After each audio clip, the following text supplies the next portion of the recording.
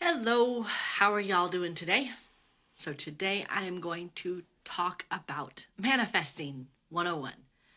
I have been told by many that I am incredibly good at manifesting. Sometimes I don't believe it, but then things happen like they have been over the last couple of weeks, and I have to remind myself that I created this. This is what I pictured. This is what I envisioned. So I'm going to talk about the steps that I do to help manifest what I create in my life. And then I'll give you guys some examples. All right, step one, get clear on what you want in the area that you want to manifest.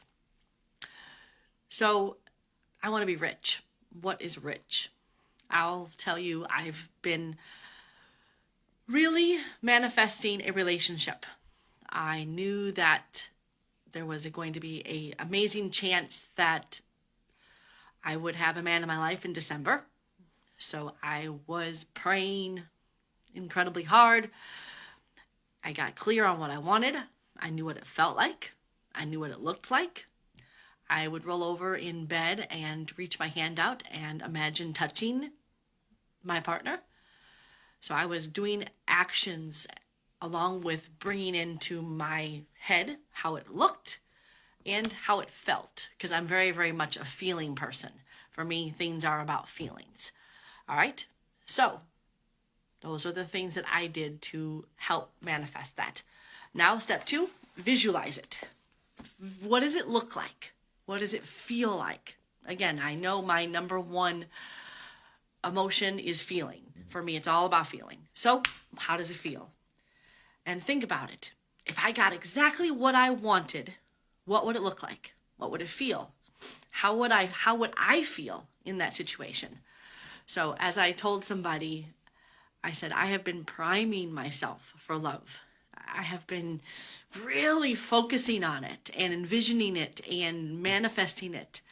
And so I am ready for it. I'm welcoming it into my life. And I think I might have told you guys I was on Bumble, I was on Tinder. Those are the two. My God, they sucked.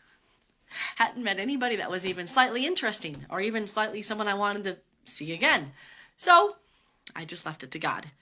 All right, let's talk about step three. Picture and feel it when you think of it. So every time I thought about wanting to be in a relationship, I would picture it. I would feel it. Then I will be grateful for it. Thank the Lord for this happening. Thank you, Lord, for having a relationship. Thank you, Lord, for having a man in my life. Thank you, Lord, for having a man who edifies me, who builds me up, who's a great partner, who's fun to be around, who's good in bed, who loves my son. Different things. Add those into it. So that's what I done.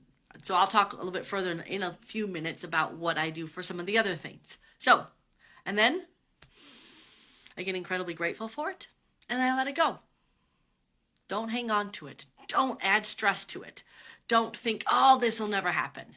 Just, I look at it, I picture it, I feel it, give intense gratitude for it, and let it go. And whenever I think about, okay, Lord, I want to be in a relationship, again, I just go through those little processes, and it literally takes me like 20 seconds. Picture it, feel it, and then be grateful for it and let it go. I've really discovered I cannot hang on to it. I cannot stress about it because I've got enough other crazy stuff in my life to stress about. I can't add one more thing into that. So that's what I've done with so many things. Okay, let's talk about business. Let's talk about a job. Let's talk about money. I have an idea of what I needed in my accounts monthly in order to live. So I've just been, focusing on that number, focusing on how I want my job to look. I want to have the freedom where I can go to the gym, where I can pick up my kid, where I can do what I want to do in my life, and at the same time create a good living, and at the same time still have time for self-work. Like this morning, I did Money, a love story. Still working on that darn book. But today she had us ask all these questions. So I sat down, did not read the questions until I had a pen and paper, and I just wrote out exactly what she told me to. But it really helped me get clear on a few things. I want to have my own company. However, I am much, much better when I've got a partner who inspires me, who keeps kicking my butt, and who also helps for creation of it. I don't create it very well on my own head. So today I asked my business, who I'm working with right now, I said, hey, can you come and help me with this? I know this is one of the things I'm not very good at. I know I'm much, much better at implementing and refining and making the system better. So can I ask you to come help me with my business? And he said yes. So I'm really excited about that. And then last but not least, when it comes to visualizing and manifesting, don't be afraid of the hard times. Don't be afraid of the dark times. They're all there for a reason. Looking back over the last year and a half, which I will have to say has probably been some of the hardest times of my life just because of many, many things that have happened, I'm now seeing where I'm able to handle different stresses with complete ease because I've walked through the fire. I've been there, done that. Have the tape and the book and the trophy. Don't want any more. But there's reasons behind the dark or the winter, as Tony Robbins calls it. You know, he says there's always spring, summer, winter, and fall, or fall and winter. It's part of the cycle of life. And also, I always know God has my back. I know I'm going to be fine. I will always be able to pay my bills. We will always have food on the table. We will always have a roof over our heads. He has never, ever, ever, ever, ever let me down, ever. And it's been a roller coaster. So that's it. Those are what I've used for manifesting. I've been using them like mad. I've actually started going back to doing the magic. So every day I am writing out 2 entire full pages of just free flow writing. It's a way of journaling. And then I'm writing 3 things I value about myself that are different every day. And then, so I'm writing honestly 4 pages a day. And on the last one, I write down every other line. So it's about 10 to 12 things I'm grateful for. And if I have, then I'm grateful the sky is blue. Guess what? That counts. There is no rules. It's just the rule is I have to put on paper what I'm grateful for. So those are the steps that I have used repeatedly over and over and over and over again for manifesting. All right, let's talk about manifesting.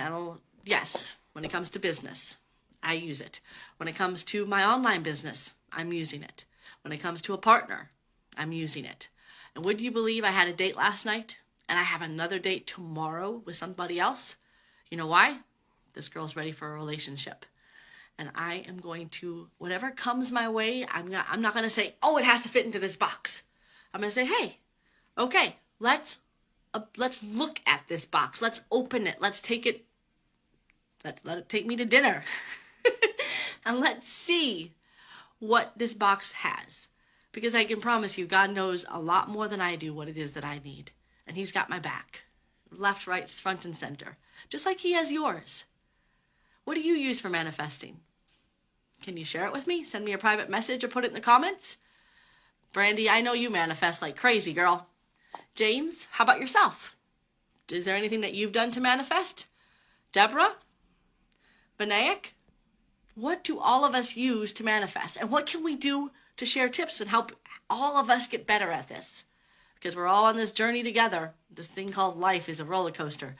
But guess what? It's always a fun one. All right, there you have it. Have a fantastic day. Nice to see you guys on here. Take care of yourselves. Bye.